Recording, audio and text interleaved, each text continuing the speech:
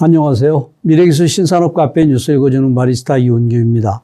오늘은 주간브리핑 329호에 게재된 소매업의 미래, 무인 점포에서 메타버스까지라는 내용으로 니케이 컴퓨터 3월 2일호 38에서 45페이지에 게재된 특집 기사를 요약 번역하여 소개합니다. 소매업과 IT를 융합한 리테일 테크의 세계 최대 국제 전시회인 NRF 2023이 1월 15일에서 17일에 미국 뉴욕에서 개최되었습니다. 쇼핑 및 점포 운영의 형태를 바꾼 스마트 스토어, 오프라인과 온라인의 융합, SDGs, 지속 가능한 개발 목표 달성 등 최신 이슈에 대응한 전시 및 강연들이 잇따랐습니다. 현지 취재를 바탕으로 리테일 테크의 미래를 전망합니다. NRF 2023의 타이틀은 Breakthrough입니다. 코로나 사태로 인한 소비자의 생활 변화에 따라 소매와 외식, 유통에도 큰 변혁이 요구되고 있는 것이 타이틀의 배경이 있습니다. 행사장은 뉴욕 맨하튼 허드슨 강변에 위치한 제이콥 자비스 컨벤션 센터로 27,000평방미터 이상의 공간에 1,000개 이상의 기업들이 모여들었습니다. 인공지능, AR, 증강현실, 안면인식 등 최신 기술들을 소개하는 이노베이션 랩과 2018년 이후 설립된 기업들로 구성된 스타트업 존도 마련되었습니다. 첫 번째는 무인 결제 점포로 소매 사업자에게 결제의 간소화는 중요한 과제입니다. 계산에 소요되는 인력과 비용은 경영의 부담으로 작용하며 고객에게도 계산대 앞 대기는 스트레스로 이어집니다. 코로나 확산 방지 측면에서 고객이 직접 상품을 태그하는 셀프 계산대와 계산대 기능이 있는 장바구니 및 스마트폰 앱 도입 등이 추진되었습니다. 결제의 간소화를 위한 전시로 NRF 2023에서 큰 주목을 받은 것은 미국 아마존.com의 Just Walk Out 기술입니다. 미국 아마존 웹 서비스는 전시와 톡 세션에서 이 기술을 소개하며 실용성을 강조했습니다. Just Walk Out은 아마존이 오프라인 점포용으로 개발한 기술로 카메라와 생체 인증을 통해 누가 어떤 상품을 몇 개 집었는지 등을 자동 인식할 수 있습니다. 고객이 상품을 손에 들고 가게를 나서면 결제는 자동으로 완료됩니다. 이 기술을 이용하면 결제에 인력이 필요 없는 무인 결제가 가능해집니다. 아마존은 2018년 Just Walk Out을 활용한 아마존 고 1호점을 개업한 이후 다른 사업자들 대상으로 이 기술을 외부 판매를 추진하고 있습니다. 아마존은 NRF 2023에서 자사 부스와 행사장 내에 Just Walk Out을 도입한 점포를 전시하여 음료와 간식, 과자 등을 제공해 방문객들이 실제로 무인 결제를 체험할 수 있도록 했습니다. Just Walk Out의 가장 큰 특징은 스트레스 없는 쇼핑 체험으로 사전에 생체 정보와 결제 정보를 등록해두면 지갑이나 신용카드 등이 없어도 물건을 구입할 수 있습니다. 사전에 등록된 신용카드로 결제되며 쇼핑 과정에서 결제되는 것을 느끼게 하는 작업이 일체 없는데 실제로 체험해보니 기존 오프라인 매장의 쇼핑과는 차별화되는 편안함이 있었습니다.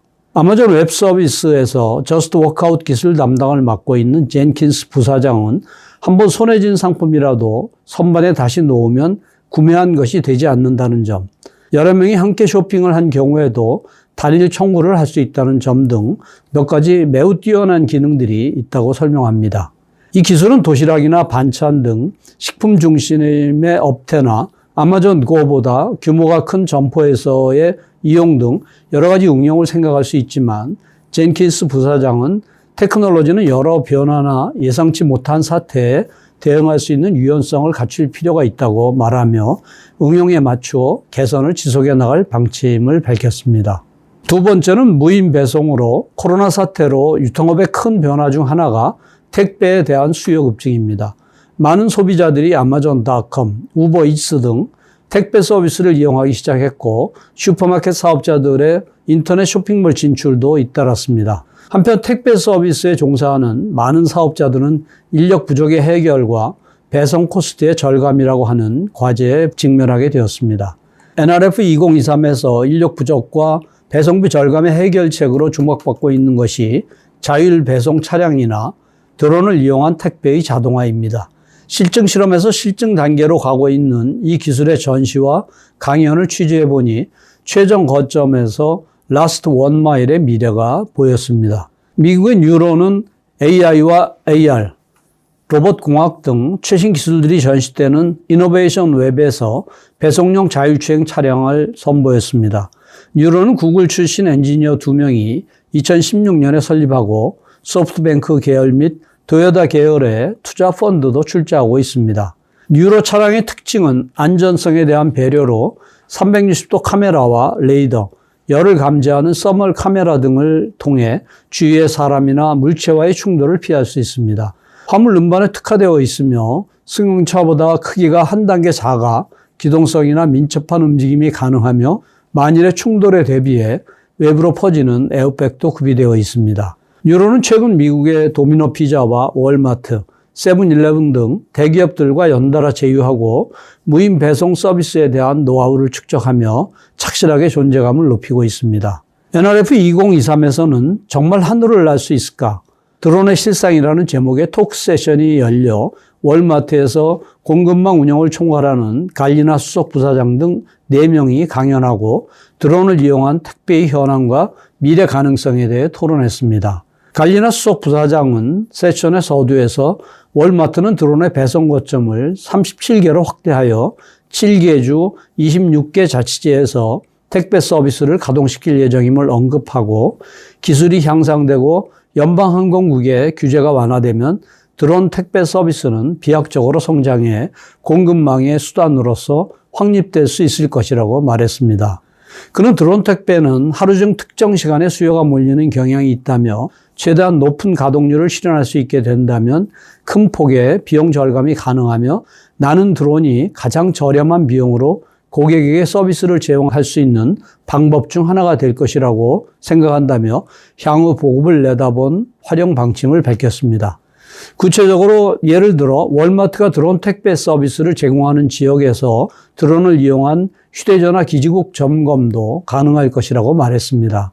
드론 택배에는 안전성, 보안 및 사생활 배려, 다양한 용도의 비행 경로 정비 등 많은 과제들이 있으며 본격적인 보급을 위해서는 법 제도를 정비할 필요도 있습니다.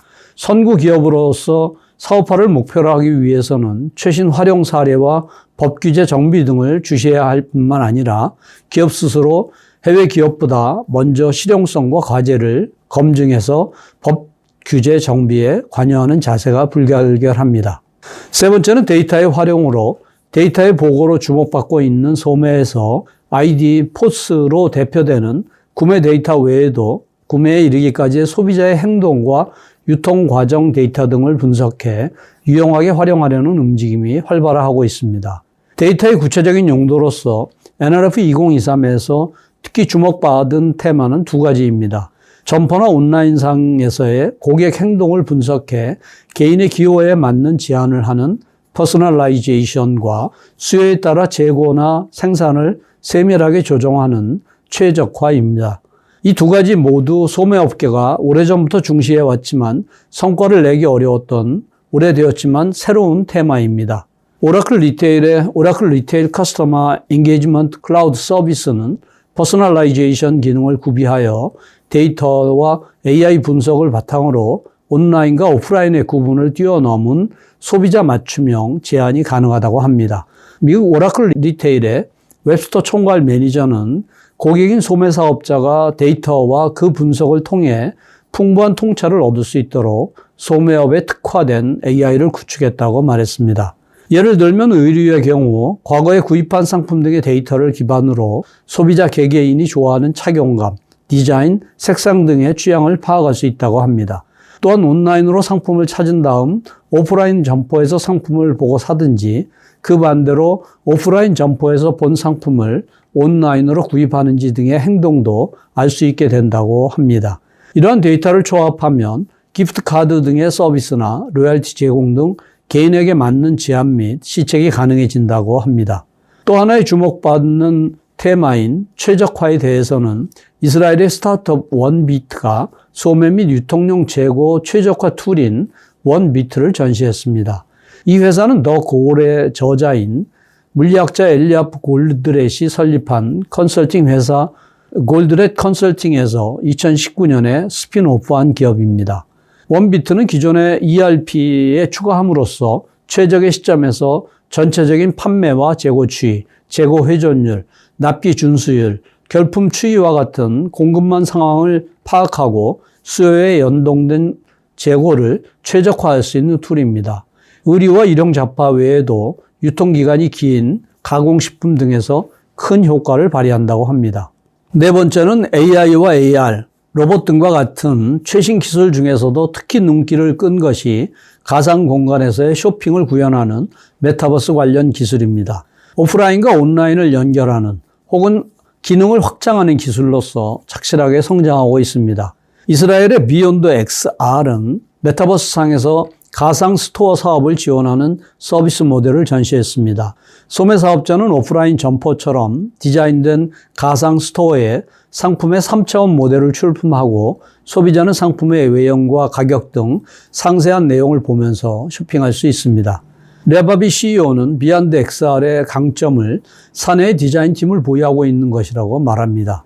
이를 통해 각종 메타버스 플랫폼용으로 변환 가능한 형태로 상품의 3D 모델 및 브랜드 이미지를 구현한 가상 스토어를 만들거나 쿠폰을 받을 수 있는 게임 기능을 도입할 수 있다고 합니다.